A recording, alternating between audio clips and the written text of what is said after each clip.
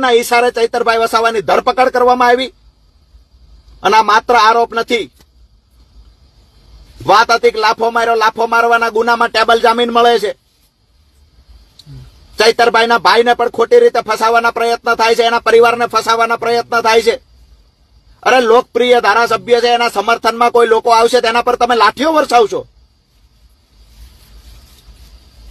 રહીએ છીએ 2 દિવસ અમારા કાર્યક્રમો, વિજય સંદેશ યાત્રા પૂરી થાય, જોઈએ છીએ તમારી લાઠીમાં કેટલો દમ છે.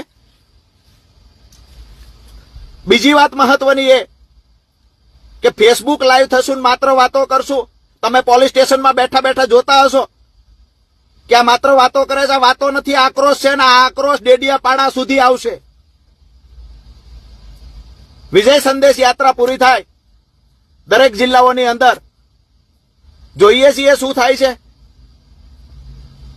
ગાંધી ચિંધ્યા માર્ગે અમારી લડી લેવાની પૂર્ણ તૈયારી છે. લાઠી ખાવાની તૈયારી છે, જેલમાં જવાની તૈયારી છે.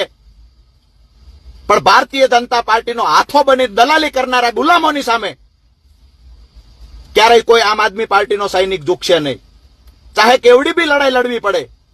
તમે ચૈતરભાઈને દબાવીને એવા પ્રયત્ન કરશો, ચૈતર વસાવાની ધરપકડ કરવાની, અને આમ આદમી પાર્ટી દબાઈ જશે.